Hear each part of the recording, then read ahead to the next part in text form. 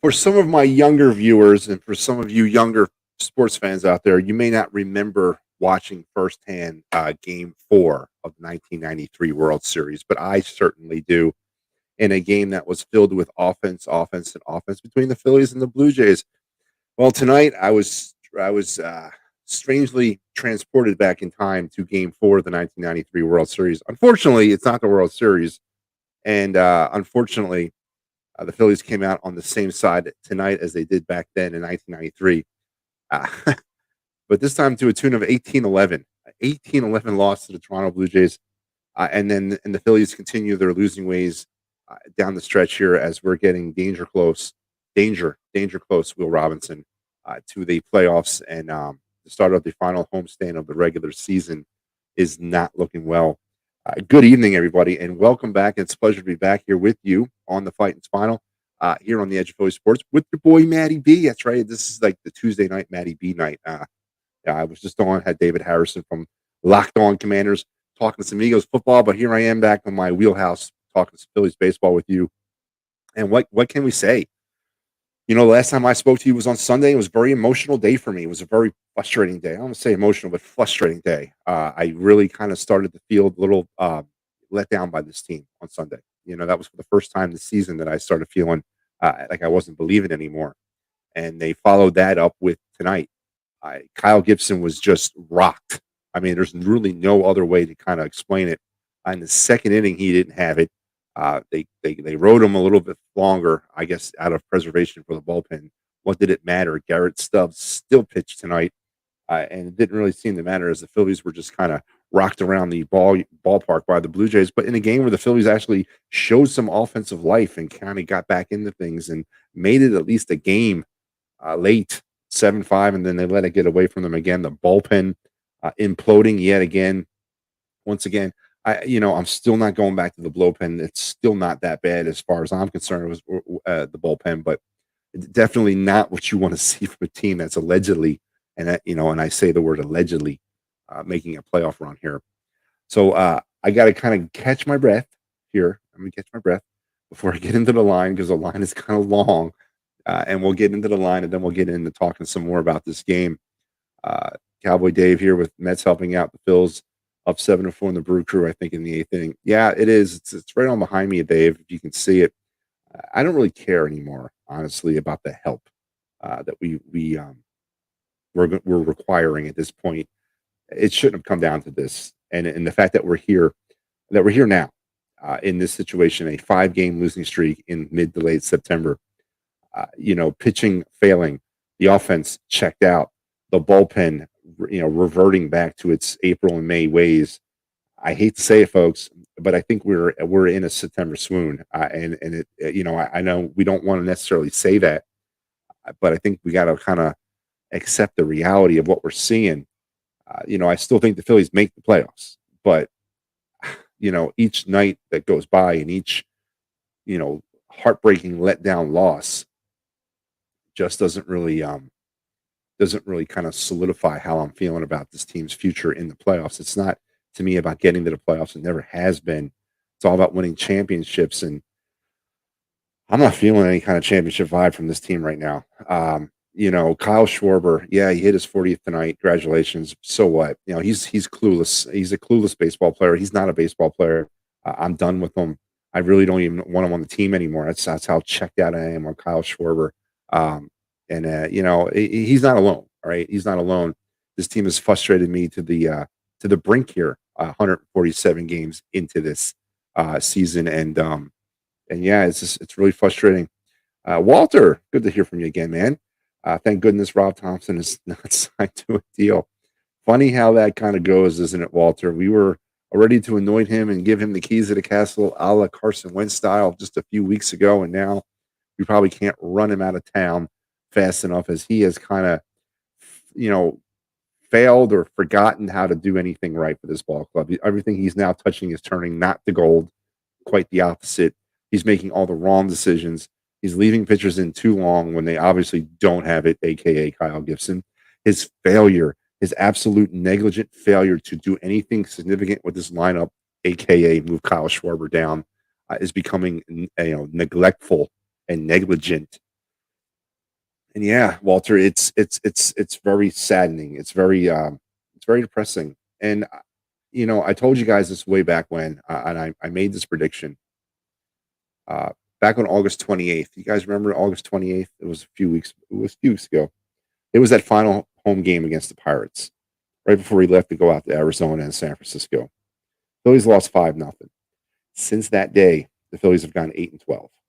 Okay, and they have not played good baseball in general. They had that little run there against the Marlins and the Nationals, but they have not played good baseball against the teams that were chasing them in the playoffs, teams that they're trying to catch in the playoffs. And then tonight and over the weekend, it's just really kind of evident when it comes to the baseball elite how far away the Philadelphia Phillies actually are to them.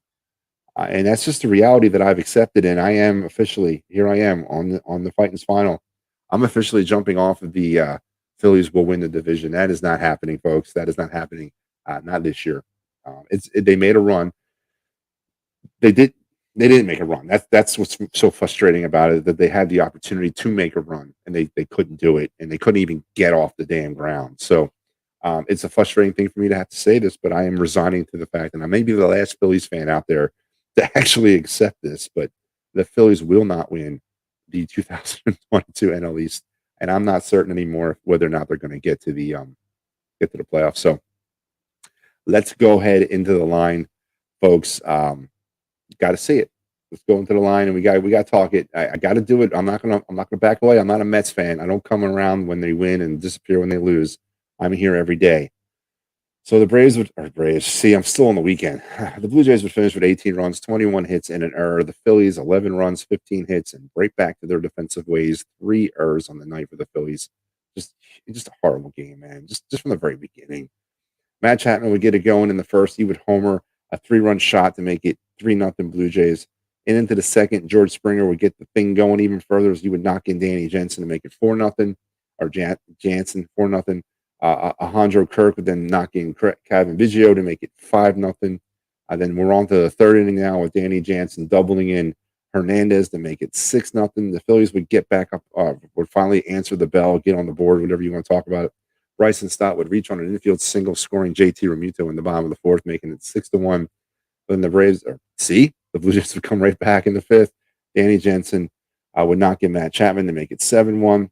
Dalton Guthrie with his first major league home run of his career in the fifth inning to make it 7-2. Congratulations, Dalton, on that home run. It's a milestone in your career. Congratulations. The Phillies would get things going in the fifth off of that home run. Reese would then knock in Matt Verling with a double, make it 7-3. Harper would knock in Schwarber with a single and make it 7-4. And then JT would knock in Reese Hoskins to make it 7-5. Phillies heading into the sixth. And that was as close as they would get, because the bullpen would come in and continue to struggle. Kirk would ground out, forcing in George Springer to make it 8-5. Tapia would triple then to score Hernandez to make it 9-5. Tapia then would score on a wild pitch to make it 10-5. Then in the eighth, Hernandez would knock in Bo Bichette to make it 11-5. Tapia would then double in Kirk to make it 13-5. Biggio would then ground out, knocking in Hernandez to make it 14-5. On to the eighth, Dalton Guthrie would walk and score JT to make it 14-6. Matt Verling would fielder's choice in Alec Bohm to make it 14-7. Kyle Schwarber would hit his 40th home run, making it 14-10 into the ninth. Espinal would then knock in Bo Bichette and make it 15-10. Jackie Bradley Jr. would then take Brad Hand deep, 3-run shot, make it an 18-0. And the Phillies would come up for air one last time in the bottom of the ninth. JT would homer to make it 18-11. And that's how you have 18-11, folks, in a horrible game. Individually, offensively, Kyle Schwarber 2 for 5 with 2 runs, 3 RBIs, and a homer. Reese Hoskins 1 for 5 with an RBI. Bryce Harper was 2 for 5 with a RBI. JT 5 for 5, big night for JT, 2 runs, 2 RBIs, and a homer. Alec Bohm was 1 for 5. Bryson Stott 1 for 4 with an RBI. Dalton Guthrie with the home run and the 2 RBIs. Matt Verling 1 for 5 with an RBI. I give my Offensive Player of the Night award to JT Realmuto for his 5 for 5. On the Blue Jay side of things, George Springer 2 for 5 with an RBI. Vlad Guerrero, the biggest bat in that lineup, was only 1 for 6 tonight. So they did the job against him. That's about it. Bo Bichette 1 for 5. Kirk was 3 for 5 with 2 RBIs. Chapman was 2 for 4 with 3 RBIs and a homer. Uh, Hernandez 4 for 5 with an RBI. It just reads all the way down like this. Tapia 2 for 6 with 3 RBIs. Danny Jansen 3 for 6 with 2 RBIs, and so on and so forth. Kevin Biggio 1 for 5 on the night. Pitching wise, Kyle Gibson just pitiful. 5 innings of just really excruciating to watch work. He didn't have it in the second inning, but they stuck with him. 5 innings, 12 hits, 7 runs, 7 earned. He walked one, struck out 3, gave up a homer. Zach Eflin came in for an inning of relief, didn't fare much better. 1 run on a hit, he struck out 2. Connor Brogdon, just garbage. 2 runs, 2 hits. They were earned. He had a walk and a strikeout. Sam Coonrod, 4 runs in an inning, 3 hits, just garbage. 1 walk, 1. Brad Hand gets tapped with a 3-run homer. And then Garrett Stubbs, man. Garrett Stubbs comes in, works a half inning in the 9th inning with a strikeout. And here's the funny thing about it. I get the levity of the whole idea that the catcher's pitching, but it seemed like that was the most energy that the crowd of empty blue chairs at Citizen Bank Park got up and cheered for all night long. So it's just really embarrassing. George Stripling in the meantime, 4 innings, 9 hits, 5 runs. They were earned, struck out 3, and gave up a homer. Pop, Mazea, Merriweather, and Phelps would also pitch for the Blue Jays this evening. And 18-11, 18 and 18 to friggin' 11. And we got a lot to talk about. Kyle Gibson gets the loss, by the way. He's 10-7, and Pop gets the win, 1-0. And there you have it. There you have it. There you have it. So this is kind of where I want to start with right now. Let's start with before things got out of hand with this game. Okay, let's start with bottom of the first or top of the first inning when the game first started. Why is there nobody at Citizen Bank Park? Now, I say that because I already know the answer, and we all know the answer. It's a combination of not making the playoffs for 11 years and the fact that nobody trusts whether or not this team is going to actually get to the playoffs this year. We don't believe, and it's pathetic. Not pathetic because we're not coming out. It's pathetic that the organization doesn't recognize this and try to do something about it. For a game involving 2 teams that are allegedly heading to the playoffs in late September, this place should have been rocking. There should have been white rally towels. Remember those folks? I'm going to get mine for you right now because I've been wanting to know what's happened to these. Right? Here's my Phightins rally towel. Remember these things? This is from 07, by the way. Why were they never issued out to the fans this year? I said issued. Use an Army term there. Why were they never given out to the fans this year? Why? Because did they not believe, or were people not on board with this thing? I just don't understand. I don't understand marketing, trying to get people in the seats. Just pathetic. Nobody at the ballpark tonight. Robert says Phillies are toast, and we are seeing Bryce starting to become brittle. The Phillies are toast. I'll give you that. The Bryce Harper situation is something that we're going to probably debate whether, for the rest of the offseason as we move into this, whether or not he's going to get surgery or not. Obviously the Bryce Harper thing is, it is what it is. A bad year for Harper, injury plagued. I got to give him credit for coming back out there, but he's ineffective right now. He's ineffective. Just not the same player that he was last year. That's the bottom line. You can blame it on the injuries, whatever, but it is what it is. I don't know what else to do. Ellis can't take this night after night. Ellis, how do you think I feel? I've had to ride this thing since the beginning, and I didn't honestly expect it to be like this, but I think we were in a swoon. I think we've entered the official September collapse. I think we're here, and I don't actually. I don't say that. I wasn't prepared to say that. I was very optimistic about this team all season. Even though my innermost feelings were telling me otherwise, I still tried to stay very optimistic about the Phillies. But I think it's official that we're in a September collapse right now, and it's not over. And that's one good thing about a collapse. It's not over till it's over. So they have more games to fight through this, but I don't see it. I don't know how they're going to win another game, especially on this homestand. I don't know how they're going to win until they get to Chicago next week, and that's not even guaranteed. Then they got 5 games with the Nationals, which might help them.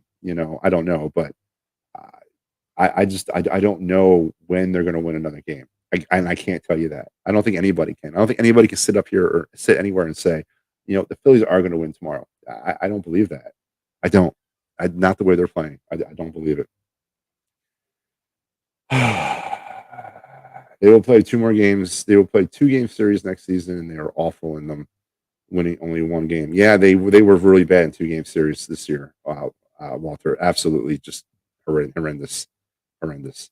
And Steve says, horrible game, wrong, pathetic game. I guess it sums it up, man. So entering play tonight, the Phillies were 2.5 games ahead of the Brewers and a half a game behind. 2.5 games ahead of the Brewers for that third wild card spot, and 2.5 games behind the Padres, or a half a game behind the Padres for the second wild card spot. Let's take a peek at the old out of town scoreboard and find out where we're at here. Again, so you can see the Mets game is on over my shoulder. Is heading to the bottom of the ninth. It's 7-5 New York. So New York probably will hold on to this game. They're in Milwaukee. Hopefully get some help there from the Mets. I can't believe I'm saying that. The Giants are beating the Rockies 5-1 in the eighth, and the Padres are beating the Cardinals currently in San Diego 3-0. So there's a game to keep an eye on, folks, as we try to hopefully keep the Padres within striking distance. And that's pretty much it for the games that matter to the Phillies. The Braves also won a little earlier tonight, 3-2. So that's, again, I'm not even looking anymore at the NL East. It's a waste. It's a done division. We're not going to be involved in that. Maybe next year's the year. Once we kind of get more complete, we can make a serious run at this division. But I'm not looking at the division. And just so you're aware, we had another team clinch a playoff spot over the last couple of days, and that's the New York Mets. So they are officially going back to the playoffs this year. So the Mets and Dodgers have officially clinched in 2022. Did I see your last comment? I don't think I did, Dave. Is it the one about Stubbs? Yeah, I mentioned that as we were going down the line. It's funny that it seemed like that was the most energy the team had after he struck that guy out at the end of the inning, as they were laughing and smiling. I don't know what there's a laugh and smile about at this point. I really don't. And I kind of have an issue with that. You know, when you're down 18-11 and your backup catcher is your pitcher, I don't think there's, hey, he got out of the inning, but what the hell are you smiling for? What are you happy about? Huh? I mean, what's so funny? I don't get it. I missed the joke.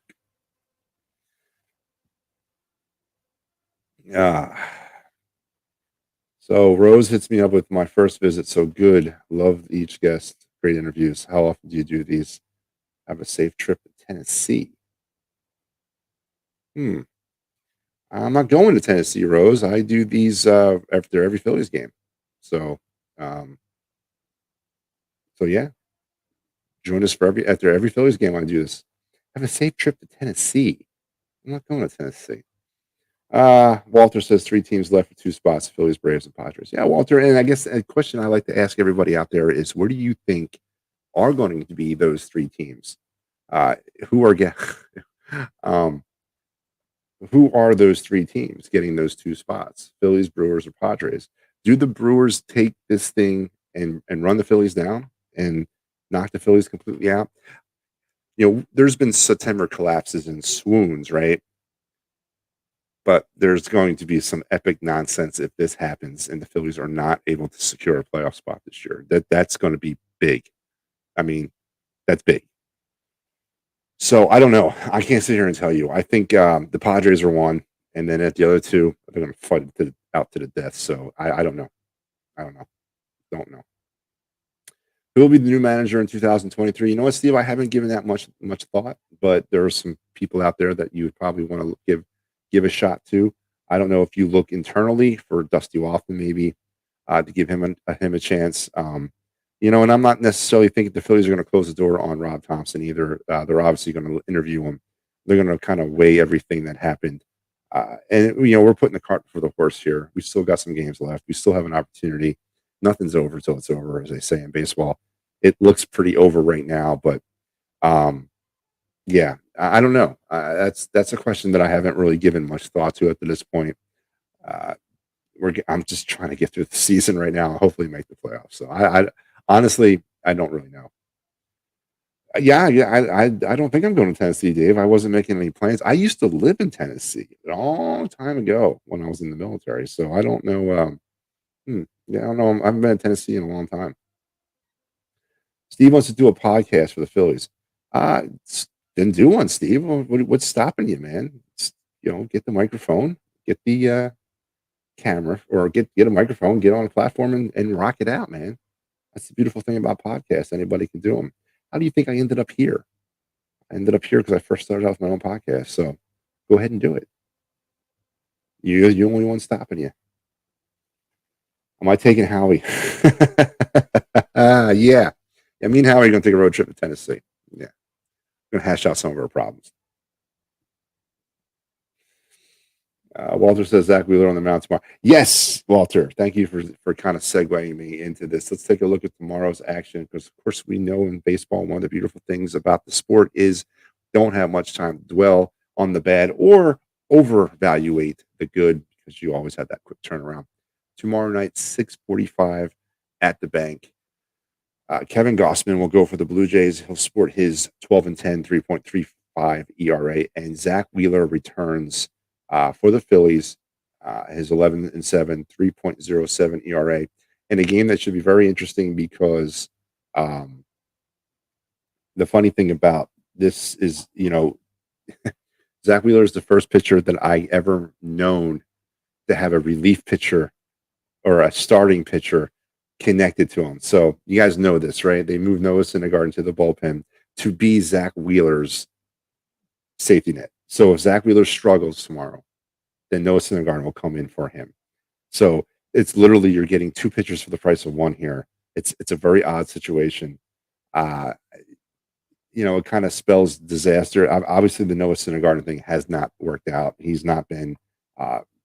He's been just meh since he's been here. So now they're moving him to the bullpen and kind of using him as a safety net for Zach Wheeler. And that's it. That's all Noah Syndergaard will come in for is Zach Wheeler. So expect to see Noah Syndergaard at some point tomorrow as well as the Phillies will start the final game of the series against the Blue Jays. And yeah, so I don't know. It's becoming, it's like almost like my life force is being sucked out of me after 147 of these and watching this team kind of just flounder.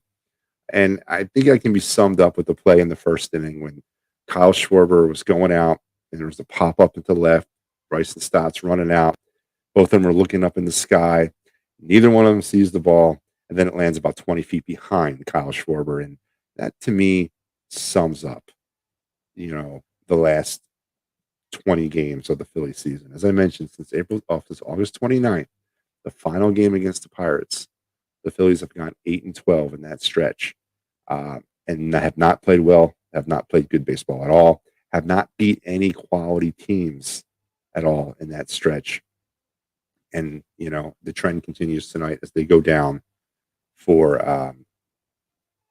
the 67th time this season.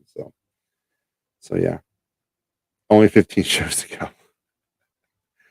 Don't get it twisted, Dave. I enjoyed it. I've had fun. This was probably one of the best experiences of my life. I've enjoyed doing the Phightins final, and I hope to be back next season. And I honestly hope there's still some more Phightins final left here in October. And I think that I think there will be. I do. I think there will be. I think they'll do enough against the Nationals, and they'll do enough against the Cubs, and they'll probably get in.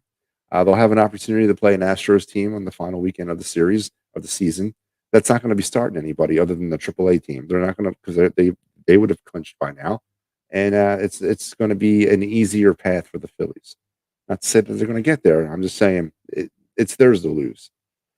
And then, of course, as we move into the offseason, we'll be checking back with you periodically, doing some things, and getting you ready for the 2023 season. So it should be a really good offseason. But once again, man, we're putting the cart way before the friggin' horse. Let's get through the season. Let's get hopefully to the playoffs, and we'll go from there. Dave says he's been with me the whole time. You have, Dave, both as a guest and as a contributor, and I want to appreciate that. And there's a bunch of you out there that have been with me literally the whole time. And your day of reckoning is coming. I will definitely acknowledge all of you at the end of this season, whenever that may be. But we still have some baseball to play here, folks, and I recognize that. But right now, it's not good. Right now, I am officially come to the point of my season where I am out on them winning the NL East. I have conceded the NL East. I have thrown in the white flag. It is not going to happen. So yeah, I've reached that point, and I've also I'm officially decreeing that we are officially in a September collapse. Whether or not we can pull out of that collapse remains to be seen, but we are definitely in a September collapse right now. And if you don't think we are, you have not been paying attention to this team over the last 5 years, because we are in a September collapse. It's got all the classic signs, and but it's not written yet. It's happening, and we can pull out of it. And tomorrow night, Zach Wheeler has that chance against the Blue Jays. Hopefully, right the ship, get things back on the right track, and get this thing churning towards the playoffs. So, folks, that is going to do it. Wait, hang on. Star Wars 99 says the Mets already clinched it. I think that means already clinched it. They did not clinch the East. They clinched a playoff spot. There's a difference. The Braves are pushing them pretty hard right now. They have not clinched the NL East. They have clinched a playoff spot. There is a difference. So, folks, that is going to do it. Oh, actually, you know what? I just pay some bills. Yeah. Just kind of ran over this slide again, but I'll do it again. You guys are with me tonight for the Phightins Final. Don't forget, tomorrow, the Philly Press Box Radio program will be on. Edge of Philly Sports EOP Live will also be returning at its regular 8:30 time on Wednesdays. And I'll be back with you guys tomorrow night talking some Phightins Final, Phillies Blue Jays style. And don't forget Philly Sports Trips, right? We got that big thing coming up this weekend between the Eagles and the Commanders. We're 1,000 Eagle fans strong are going to descend on FedEx Field. But don't forget, there's a lot more trips where that one came from. Just head over to phillysportstrips.com. Check out everything they have to offer. And check out this guy if life is throwing you some curveballs. And if you are personally in a September collapse, give Dave Cherry a call for your workman's compensation, motor vehicle accidents, personal injury, or criminal law. 610-565-0300. And don't forget this one here, the original Talking Philly Sports with Matty B podcast only. Before I was a EOP sensation, I was a podcaster. So, and I still do them. So they do about 3 a week. Go check them out where you find your podcast. Folks.